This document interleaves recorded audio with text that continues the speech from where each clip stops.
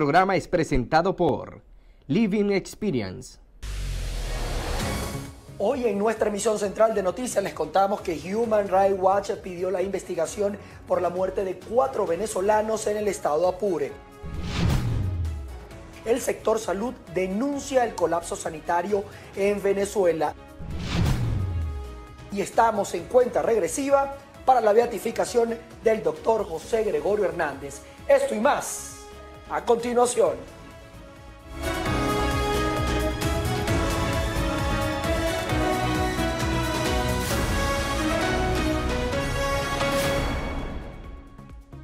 Estas son parte de las informaciones que a continuación ampliamos para todos ustedes en nuestra emisión central de noticias acá en VPI TV. Comenzamos.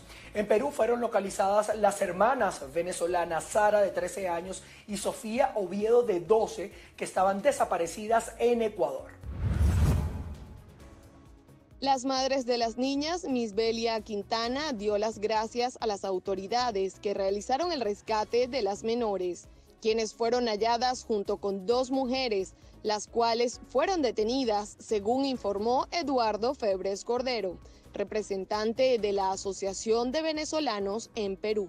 El padre de las niñas, Joel Oviedo, informó en horas de la mañana a VPI TV que las jóvenes estaban ante el cuidado de las autoridades. El ministro de Gobierno peruano, Gabriel Martínez, confirmó la noticia y agradeció el trabajo de los cuerpos policiales de su país y el de Ecuador.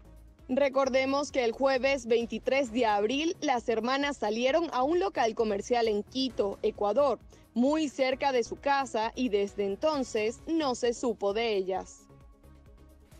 En materia de derechos humanos, Human Rights Watch pidió a la Fiscalía de la Corte Penal Internacional investigar la supuesta ejecución extrajudicial de al menos 4 venezolanos en el conflicto de Apure. Según la organización, los responsables por este hecho serían las fuerzas de seguridad venezolanas. A su vez, estarían relacionadas a la detención arbitraria, torturas y otros abusos aberrantes contra la población del estado Apure, región fronteriza con Colombia, y en donde se registraron los enfrentamientos con supuestos grupos irregulares el pasado mes de marzo. En tal sentido, la Human Rights Watch solicitó a la Fiscalía y a la Corte Penal Internacional y también a la Misión de Determinación de Hechos de la ONU para Venezuela investigar estas acusaciones tras las actuaciones de la administración de Nicolás Maduro. La Fuerza Armada de Venezuela anunció que se mantuvieron en un enfrentamiento durante 72 horas con grupos armados en el estado Apure. En un comunicado, las fuerzas de seguridad explicaron que se desarrolló un enfrentamiento con grupos guerrilleros colombianos en el oeste de La Victoria, en el municipio Páez del estado Apure. Explicaron que mataron a una gran cantidad de armados, pero no se especificó el número. Una vez aseguran que lograron destruir las instalaciones donde la banda se refugiaba. Por su parte, el general en jefe de Nicolás Maduro, Vladimir Padrino López, también señaló que se ha registrado la muerte de algunos uniformados, pero tampoco ofreció la cifra exacta. También reiteraron que se mantendrán en el combate hasta acabar con la guerrilla en el país. Eduardo Stein ha dicho por su parte, como representante conjunto de la ACNUR y la Organización Internacional para las Migraciones, que mientras dure la crisis venezolana va a persistir que se arriesguen la vida de venezolanos por un mejor futuro al intentar salir de Venezuela. Luego que en las últimas horas fuese confirmado un nuevo naufragio en el Caribe, el fallecimiento de 2 venezolanos y 15 personas desaparecidas, la Agencia de la ONU para los Refugiados y la Organización Internacional para la Migración pidieron rutas más seguras para los connacionales que salen de Venezuela sin ningún tipo de garantías. En esta oportunidad, la embarcación se dirigía a Trinidad y Tobago y hasta el momento han sido rescatadas 7 personas por barcos comerciales, según el reporte oficial. Por tal motivo, Eduardo Stein, representante conjunto de ACNUR y la Organización Internacional para los Migrantes, pidió que la salida de los venezolanos se efectúe por rutas regulares pese al cierre de las fronteras marítimas y terrestres. También recordó que el riesgo que corren estas personas empeora con la presencia de la COVID-19.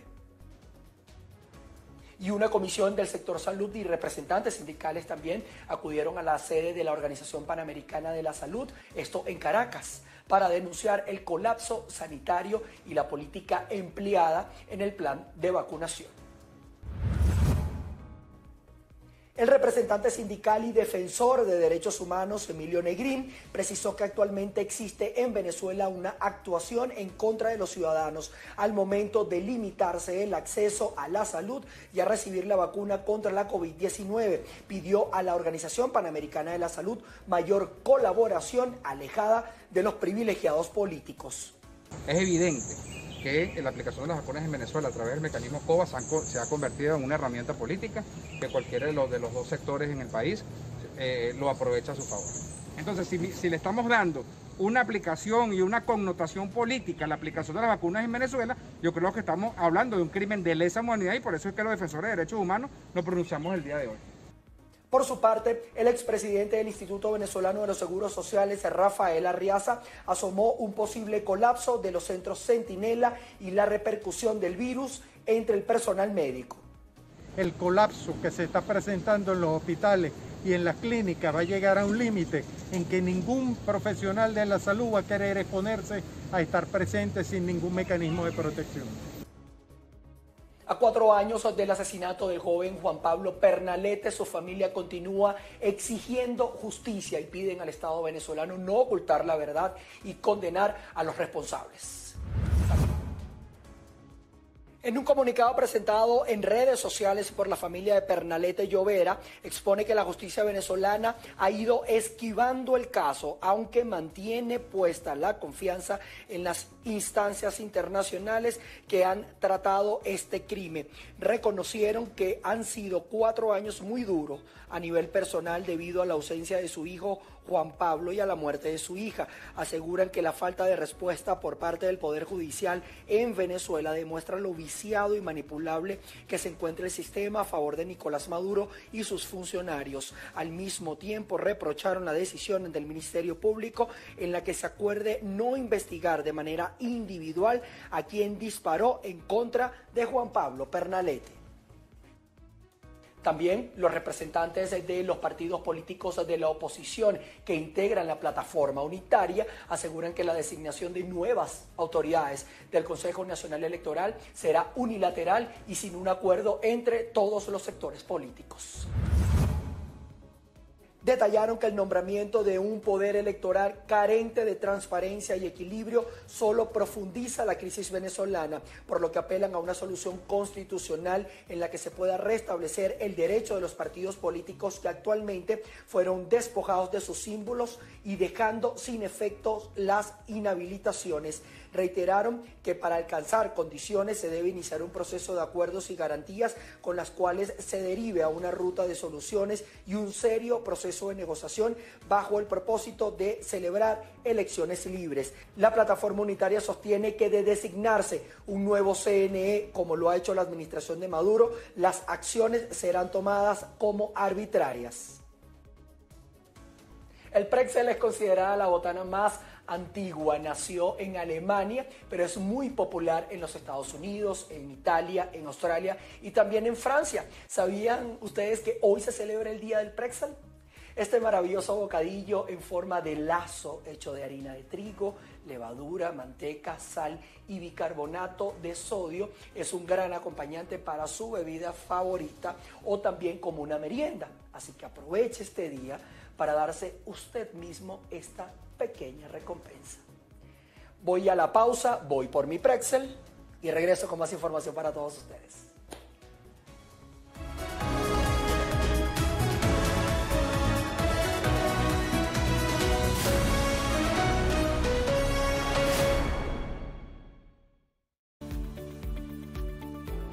Hola, soy Guillermo Nolivos, presidente de Nolivos Law Firm. Nuestro equipo de especialistas están listos para presentarle una solución acertada con resultados efectivos para su caso migratorio.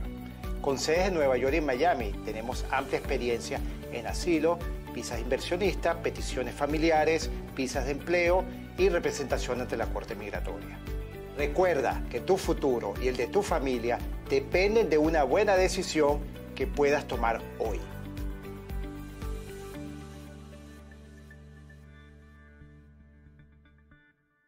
GM Envíos es una empresa especializada en el transporte de encomiendas desde Estados Unidos a Colombia y Venezuela.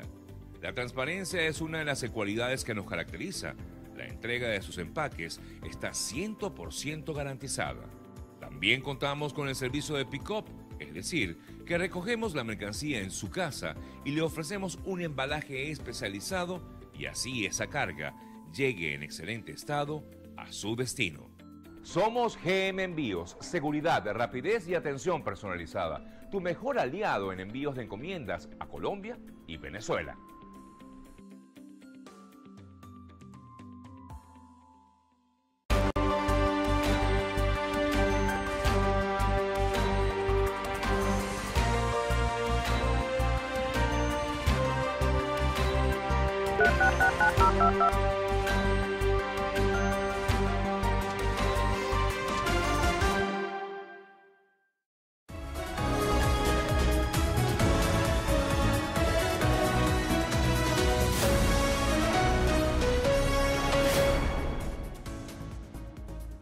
Continuamos con más información acá en Noticias BPI TV, transmitiendo desde Bogotá, acá en Colombia. El Estado Falcón pierde a su personal de salud ante la crisis con la COVID-19. Esto y más en nuestra sección Regiones de Venezuela.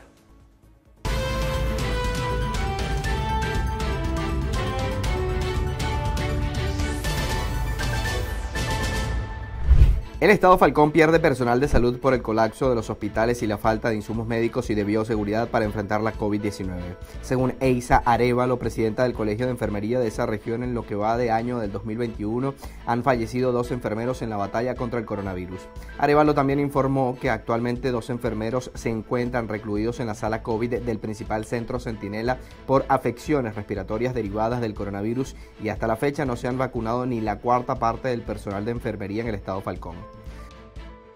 Han fallecido 2 profesionales de enfermería. Es importante destacar que en estos momentos también se encuentran 2 profesionales de enfermería recluidos en el Hospital Centinela.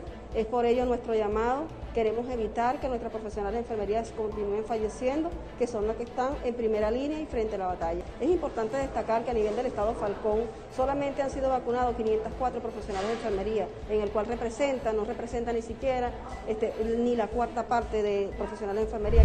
En el estado Anzoátegui, el 85% de los laboratorios de la red pública hospitalaria están técnicamente cerrados a consecuencia de la falta de reactivos, así lo reportó Alexis Irigoyen, presidente regional del Colegio de Bienalistas, quien describió que esta situación obliga a los pacientes con diagnóstico de la COVID-19 a recurrir a centros privados, donde un presupuesto básico de análisis supera los $50. El gremialista exigió al Ejecutivo Nacional la dotación de los hospitales y además que las pruebas diagnósticas del coronavirus sean descentralizadas. Enfermeros advierten la importancia de contratar personal calificado para atender pacientes con enfermedades respiratorias en sus viviendas debido a la pandemia de la COVID-19. Carmen Álvarez, directiva del Colegio de Enfermeros, señaló que está a disposición el portal web para que los interesados en este servicio profesional verifiquen los datos de los prestadores de servicio para saber si tienen o no estudios certificados. La seguridad de tu familiar depende de cómo verifiques y cómo tengas la experticia de que esa persona que va a introducir a tu casa ese cuidado esté realmente cualificado de forma legal y legítima para realizar dichas actividades en salud. Específicamente, repito, portal del Ministerio Popular para la Salud y o Colegio de Enfermerías Carabobo.org. La información también puede obtenerse a través del Ministerio del Poder Popular para la Salud. El gremio del transporte público en el estado Zulia continúa en paro técnico por las fallas en el abastecimiento del combustible, una crisis que generó enfrentamientos entre los que permanecen en las filas a las afueras de las estaciones de servicio. Los transportistas públicos de la ciudad de Maracaibo aseguran que en los próximos días iniciarán acciones de calle. La situación que tenemos con el alcalde de Maracaibo, Willy Casanova, que se niega a atenderlo a nosotros, no nos quiere atender, le hemos solicitado reuniones por escrito, le hemos enviado notas de voz, WhatsApp, le hemos enviado al secretario general de la alcaldía y no nos atiende. Estamos esperando una respuesta que nos den de la SODI, del propio gobernador del estado Zulia, porque en las próximas horas vamos a tomar acciones de calle si no tenemos respuesta. La gasolina nos sigue surtiendo los mismos 14.000 litros para atender a casi 500 transportistas diarios. El gasoil nos echan una vez a la semana 40 y 50 litros de gasoil. Y el gas natural vehicular colapsó. Habitantes de Campeche, en la capital del estado Sucre, denunciaron que recibieron sardinas en estado de descomposición a través de una feria gubernamental llamada Campo Soberano. La situación generó indignación entre los ciudadanos. Ramón Castañeda, habitante del sector, denunció el mal estado de la proteína y solicitó atención por parte de los entes gubernamentales. Vea el estado de estos arenques. Eso no lo comen ni los perros. Podrido. En otras comunidades se vendió el Campo Soberano un pollo, una mortadela. A nosotros nos mandaron esto, vean. Esto es echarte en casa. Esto es lo que vamos a comer nosotros. Sabemos que tenemos esta enfermedad que en verdad nos está matando, pero nosotros no nos quedamos en la casa comiendo esto. Esto es lo que nos manda nuestro gobernador. Un piloto fallecido fue el saldo que dejó un accidente aéreo en una finca del sector de La Paragua, en el estado de Bolívar. La víctima está identificada como José Salazar y era el único tripulante. La aeronave que piloteaba Salazar se estrelló cuando volaba desde el aeródromo de La Paragua hasta la comunidad indígena Antabare. El reporte preliminar indicó que el motor de la avioneta se desprendió. Pertenecía a la empresa privada de Mentar Nasser y llevaba 200 kilogramos de víveres y 210 litros de combustible. Dos jóvenes hermanos fueron detenidos por el Cuerpo de Investigaciones Científicas Penales y Criminalísticas tras ser acusados de violar y estrangular a una adolescente de 15 años de edad en una zona rural de la población de Valle de la Pascua, estado Guárico. Se pudo conocer que uno de ellos se fue detenido en el sector El Triunfo del municipio Leonardo Infante, identificado como Hugo Rafael Álvarez Lovera, mientras que su hermano fue capturado en otra zona y responde al nombre de Luis Fernando Álvarez Lovera, apodado Tinito.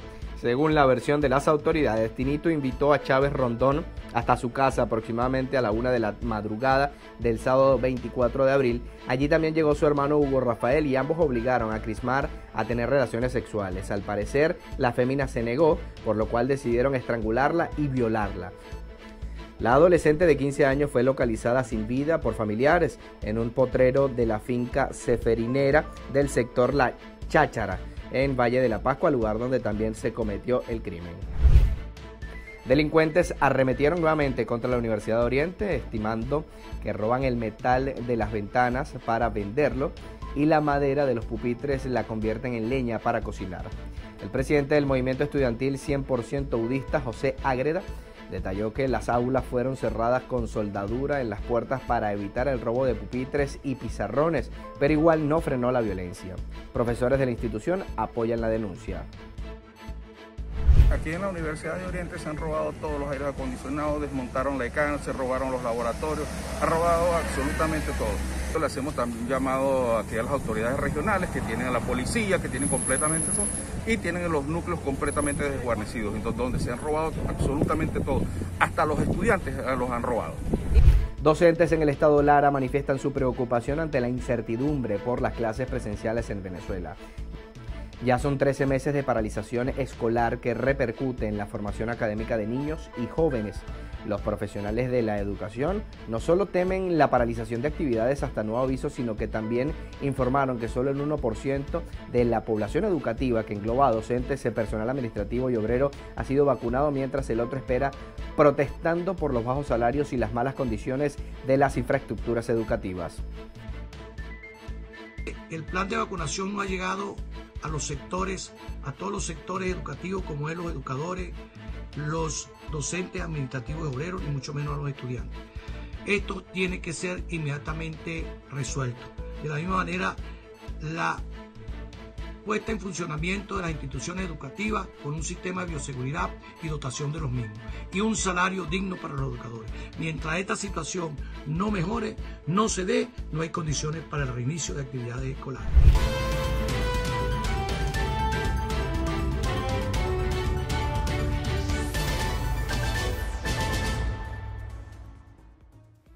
Con con este recorrido por las regiones en nuestro país. Hacemos nuestra segunda pausa. Al regreso, más información. No se aparten.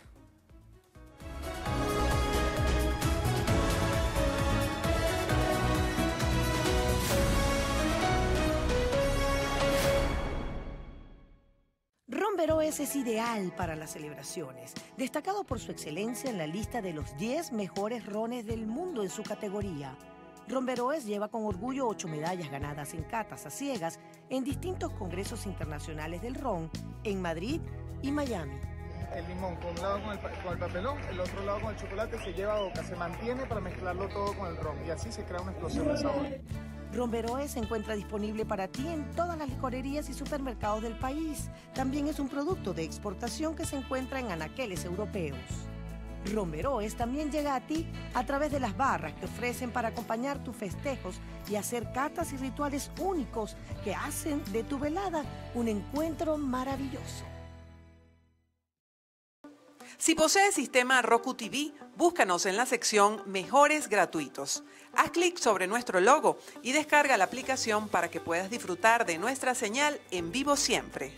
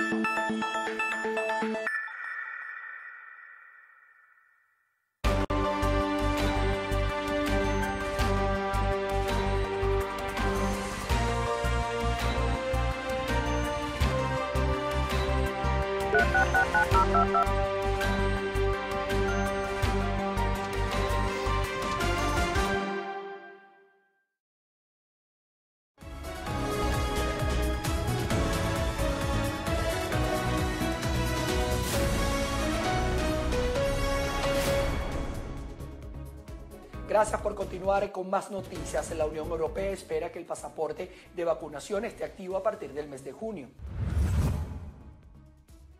La Comunidad de Países desea aplicar un documento que identifique a las personas que ya hayan sido vacunadas, lo cual les permitiría viajar de forma libre entre las naciones.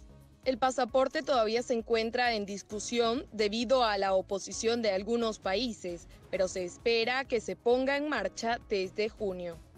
Algunos representantes europeos han recomendado el uso del certificado para permitir que las personas asistan a sitios cerrados como bares y cines en sus propios países, lo cual fue rechazado por España.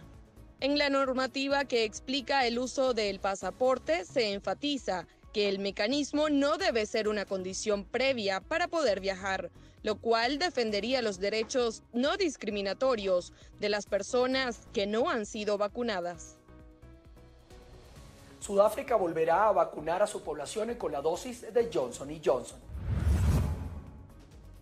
Sudáfrica había cancelado el uso del fármaco el pasado 13 de abril por el riesgo de desarrollar coágulos sanguíneos, pero será retomada el próximo 28 de abril.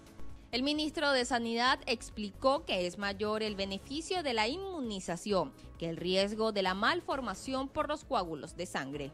Los estudios indican que hay una posibilidad entre 1 millón de desarrollar malformaciones, con especial riesgo para mujeres entre los 18 y 48 años. Japón sobrepasó las 10.000 muertes por coronavirus. El país atraviesa una cuarta ola de contagios y han declarado en alerta sanitaria la ciudad de Tokio y otras 3 regiones. Japón contabiliza 571.670 casos de la COVID-19 y 10.012 muertos. El pasado 23 de enero el país registraba 5.000 muertes, las cuales se han duplicado en 3 meses.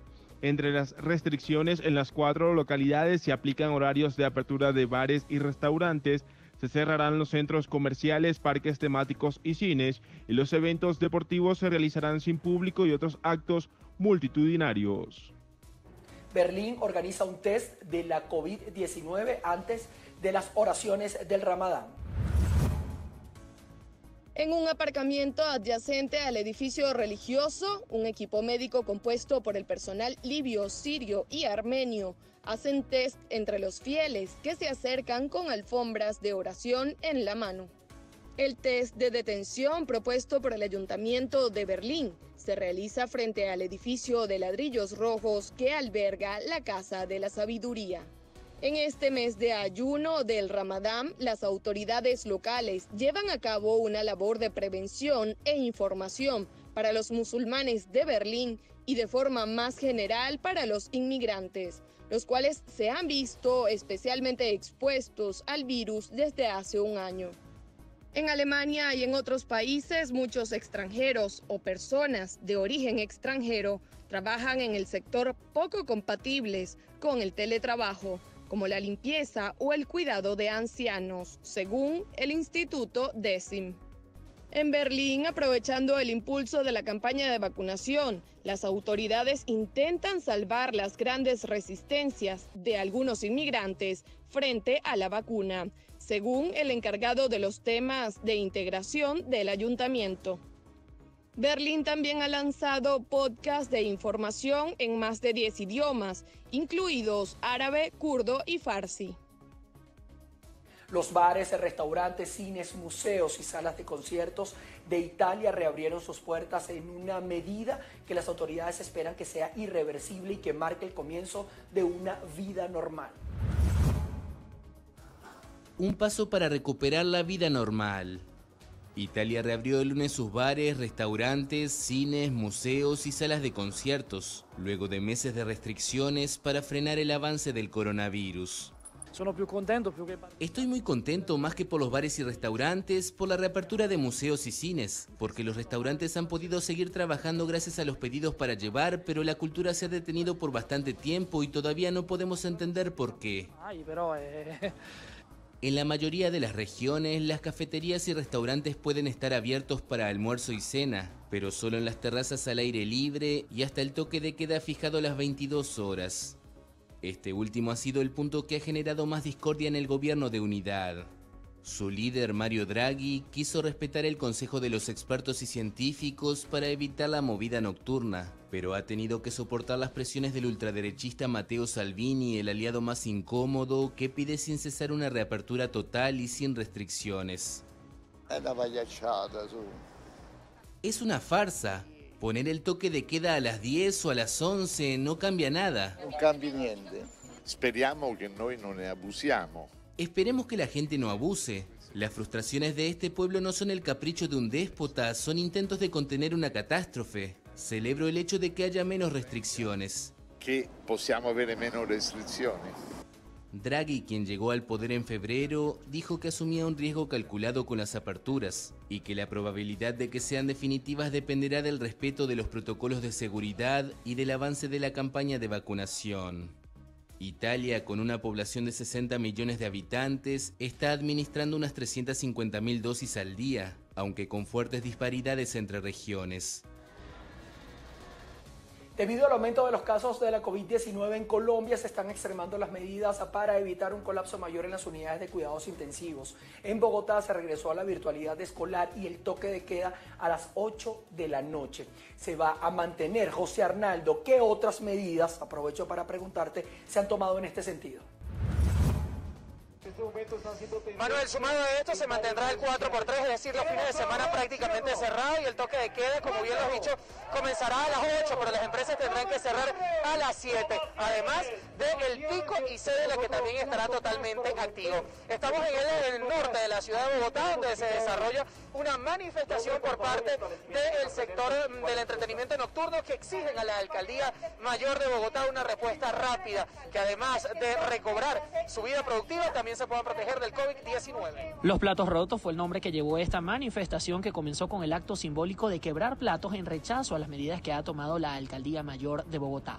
David Contreras, representante de Asobares Colombia, asegura que más de 250.000 personas han perdido sus empleos. Esta manifestación es el rechazo principalmente a dos cosas. Uno, a las medidas restrictivas que ya superan el año y mantienen en la quiebra a toda la economía nocturna. Dos, a la falta de alivios tangibles para nuestro sector, que someten al hambre a la gente y no le dan ningún tipo de solución. Más de un año tienen cerrados los establecimientos de entretenimiento nocturno. Han tenido algunos fines de semana que ciertamente han podido trabajar, pero no al 100. Esto ha generado una grave crisis dentro de este sector. Nuestra problemática es la alcaldía local, o sea, la alcaldía de Bogotá. Al darle al presidente... darle potestad a los alcaldes locales, pues ha sido un complique. Yo veo otras ciudades en Colombia que están trabajando con protocolos de bioseguridad, manejando parcialmente los horarios, pero en Bogotá no. Para ella se volvió una problemática el esparcimiento nocturno. Todo lo que se llame noche, para ella es un problema. Entonces, nosotros lo que queremos pedirle a la alcaldesa es muéstrenos las estadísticas de por qué y los argumentos del por qué el esparcimiento nocturno no puede hacer su reapertura como los demás gremios. Por su parte, la alcaldesa mayor de Bogotá, Claudia López, aseguró que la intención realmente es disminuir la ocupación dentro de las unidades de cuidados intensivos. Además, envió un claro mensaje a los miembros de este gremio. Todos estamos haciendo un gran sacrificio para evitar que el sistema colapse y que podamos seguir atendiendo a toda persona que necesite.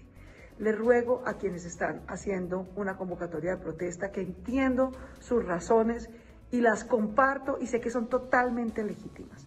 Lo único que les pedimos es que por estas 2 semanas nos adaptemos a las difíciles circunstancias que estamos viviendo. Bogotá está toda en alerta roja general por alta transmisión del virus y además por ocupación muy alta de su capacidad hospitalaria. En este momento tenemos hospitales de expansión en urgencias, servicios de tele-UCI y UCIs ocupadas al 91%. Bien, me despido comentándoles que acá en Colombia la intención es evidentemente disminuir la ocupación de las unidades de cuidados intensivos, tomando en cuenta las situaciones que tengan cada uno de los departamentos. Por ello, la llave para abrir o cerrar la ciudad la tienen los alcaldes y gobernadores. Con esta información me despido. Yo soy José Arnaldo Mujica para BPI TV desde Bogotá, Colombia. India recibe apoyo internacional en medio de la grave crisis por la COVID-19. Una docena de países, incluidos Estados Unidos y varios miembros de la Unión Europea, han ofrecido a la India el envío de suministros médicos para ayudar a aliviar la crisis de recursos que sufre la nación para hacer frente a una violenta ola de coronavirus que ha roto los récords globales.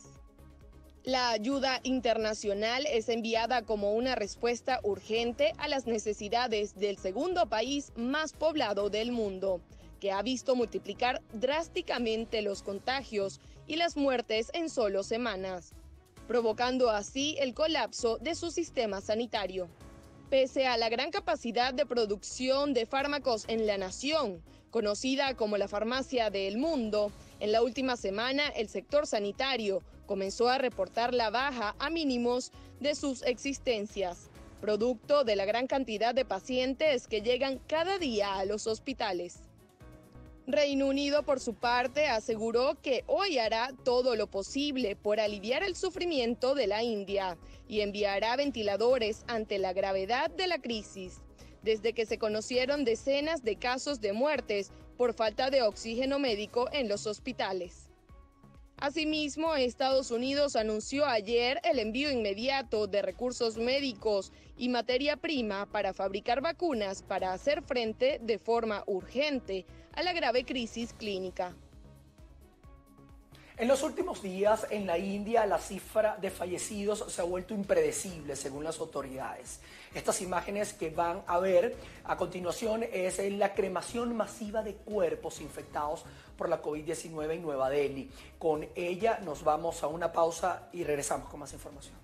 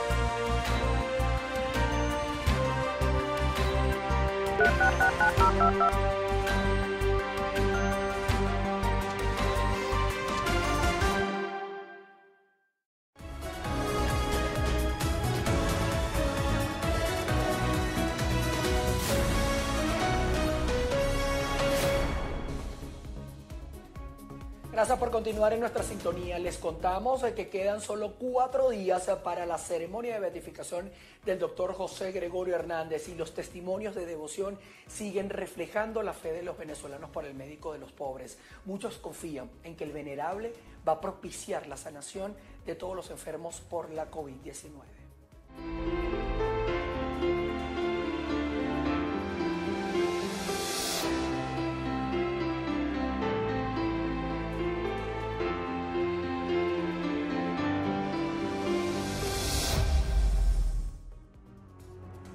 En esta oportunidad, Ana María Rodríguez nos comenta que el siervo de Dios se ganó el corazón del pueblo venezolano por su don de ayudar a los necesitados y enfermos sin esperar nada a cambio. El doctor José Gregorio es un instrumento del Señor que mandó pues para ayudar a la gente pues. Pero para mí es un instrumento del Señor, o sea, es un ser llenado de la gracia, ¿verdad? De la gracia, de la bondad y del amor de Dios por nosotros. Y bueno, mi devoción hacia Él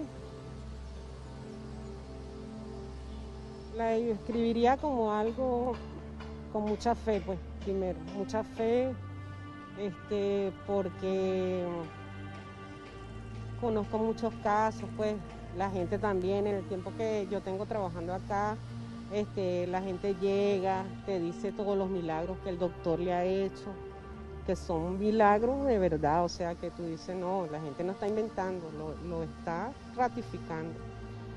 Y bueno, eso ha hecho también que crezca mi fe hacia él. Mi fe. La señora Rodríguez, quien desde hace años trabaja en los alrededores de la iglesia de la Candelaria, dice reconocer el rostro de quienes hoy agradecen cada favor concedido por el médico de los pobres. BPI TV te acompaña en el camino a la beatificación del doctor José Gregorio Hernández, que tendrá lugar el próximo 30 de abril en la ciudad de Caracas.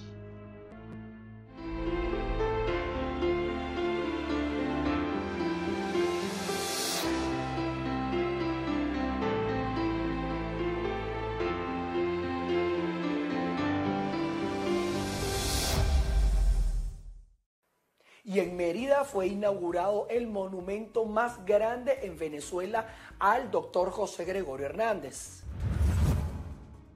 Tenemos una escultura de 3,10 metros, con un pedestal de 2,20 metros. Tenemos un área de 5.000 metros cuadrados con más de 2.000 metros de jardinería.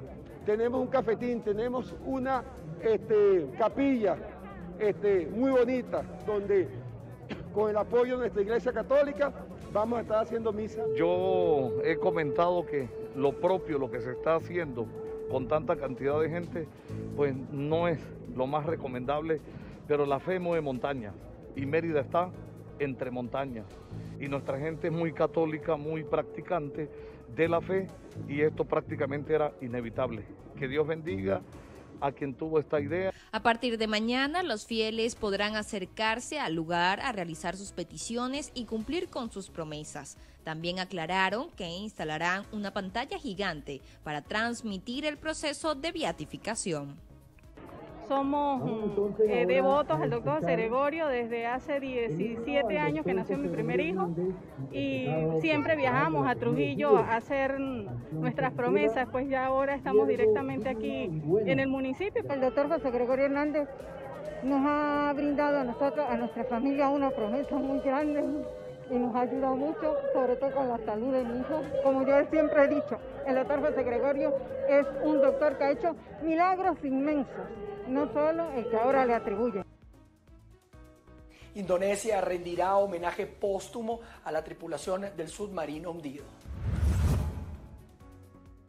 El jefe militar de Indonesia informó el hallazgo del submarino que perdió contacto el pasado miércoles, en el que fallecieron 53 personas.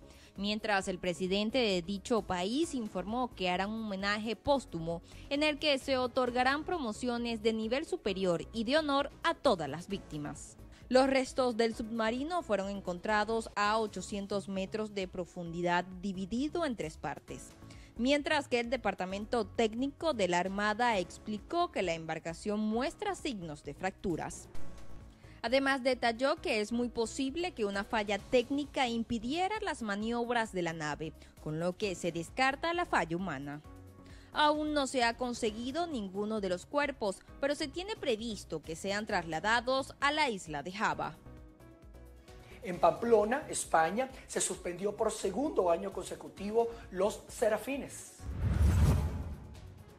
Los Sanfermines en Pamplona, una fiesta conocida mundialmente por sus encierros de toros y que atrae a multitudes de turistas, fueron suspendidos a causa de la pandemia del COVID-19, según anunció el alcalde de la ciudad española, Enrique Maya.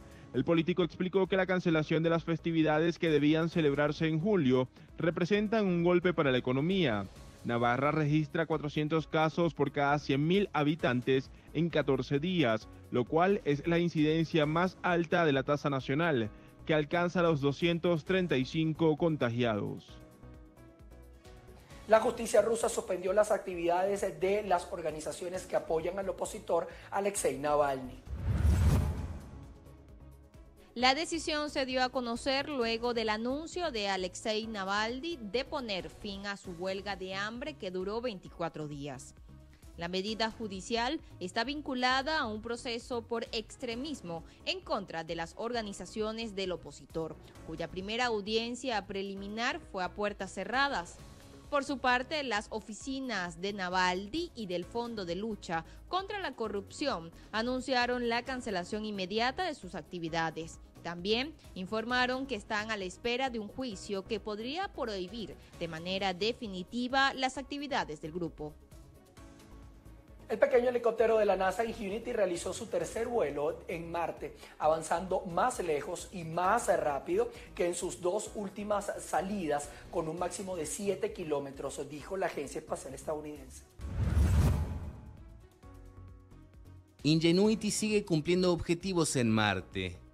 El pequeño helicóptero de la NASA realizó el fin de semana su tercer vuelo en el planeta rojo, avanzando más lejos y más rápido que en sus 2 salidas anteriores. Después de un primer vuelo estacionario y un segundo casi inmovilizado, la máquina viajó esta vez 50 metros, alcanzando una velocidad de 7 kilómetros por hora.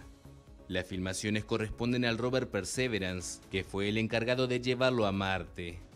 La bajísima densidad del aire marciano, equivalente al 1% del de la atmósfera terrestre, obligó a los equipos de la NASA a diseñar un helicóptero ultraligero, cuyas aspas giran mucho más rápido que las de una máquina estándar para despegarlo del suelo. Se espera que las siguientes operaciones sean cada vez más difíciles y lleven al ingenio al límite.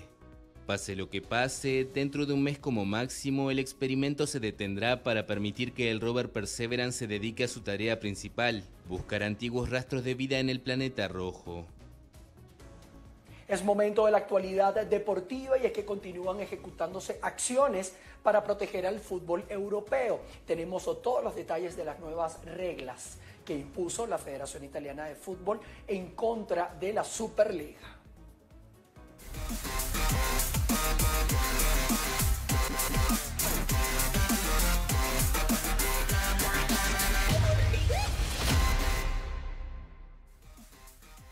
El tenista español Rafael Nadal se coronó este domingo en el ATP de Barcelona, tras vencer en 3 sets, 6-4, 6-7 y 7-5, al joven griego Stefanos Tsitsipas. La raqueta ibérica logró su título número 2 en Barcelona, un certamen que ganó por primera vez en 2005. Nadal obtuvo además su campeonato 61 en la superficie de arcilla. El español acumula 12 títulos en Barcelona, 11 en Montecarlo y 3 en Roland Garros. La victoria no solo le permitió a Nadal vengarse de su derrota ante Tsitsipas en los cuartos de final del Australian Open, sino que además recuperó el segundo puesto del ranking ATP, aprovechando también la baja del ruso Daniil Medvedev, enfermo de coronavirus.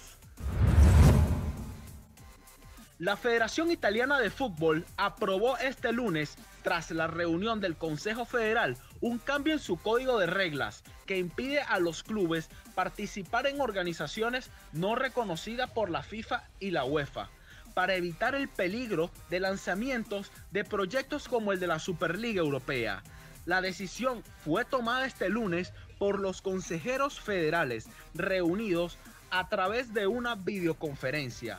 Esta medida planea tutelar a la federación después de las grandes polémicas de la semana pasada, cuando 12 de los clubes más importantes de Europa, entre ellos el Juventus de Turín, el Milan y el Inter de Milán, lanzaron el proyecto de la Superliga Europea, una competición privada no reconocida ni por la FIFA ni la UEFA. En Italia, Inter y Milan anunciaron su intervención de abandonar, mientras que el Juventus todavía no ha confirmado oficialmente esa voluntad.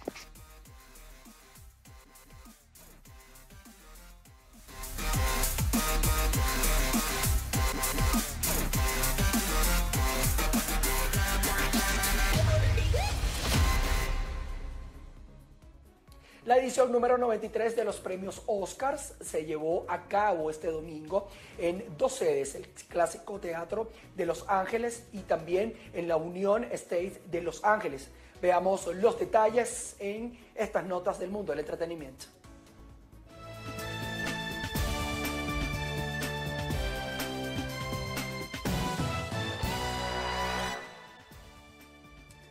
La 93 edición de los premios Oscar finalizó y con ella toca repasar las películas ganadoras y apreciar las grandes sorpresas. Loveland fue la gran triunfadora de la noche tras recibir los premios a Mejor Película, Mejor Dirección a manos de Chloe Zhao. También logró la estatuilla a Mejor Actriz, protagonizada por Frances McDormand. Muchos perdieron sus apuestas con el último premio de la noche cuando Anthony Hopkins se hizo con la estatuilla a Mejor Actor, protagonista por su excelso papel en The Father. La gala de los Oscar 2021, celebrada este 25 de abril, no contó con presentador oficial como también ocurrió en los Globos de Oro. Los Oscar han ofrecido un formato de gala mixto con apariciones presenciales desde su tradicional Dolby Theatre de Los Ángeles y conexiones mediante videollamada. Uno de los discursos más aplaudidos fue el de Anthony Hopkins, ganador del Oscar a Mejor Actor, y que aunque no acudió a la ceremonia, compartió su agradecimiento en sus redes sociales. También las palabras de Thomas Vinterberg, ganador de la estatuilla a la Mejor Película Extranjera por Otra Ronda, fueron muy emotivas al recordar a su hija Aida, fallecida pocos días después de comenzar el rodaje en un accidente de tránsito. Aunque la gala no fue tan vistosa como en otros años, sí contó con momentos divertidos, como el protagonizado por Glenn Close al celebrar su octava derrota de manera irreverente.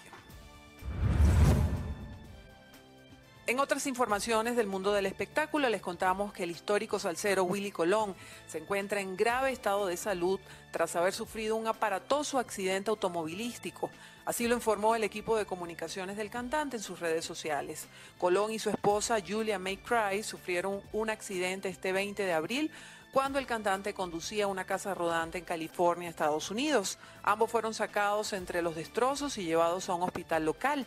La condición del salsero requirió que fuera ingresado al Hospital General Centara Norfolk, un centro de trauma nivel 1. Las lesiones que sufrió incluyen conmoción cerebral, laceraciones en el cuero cabelludo que requirieron 16 grapas y fracturas en una vértebra cervical.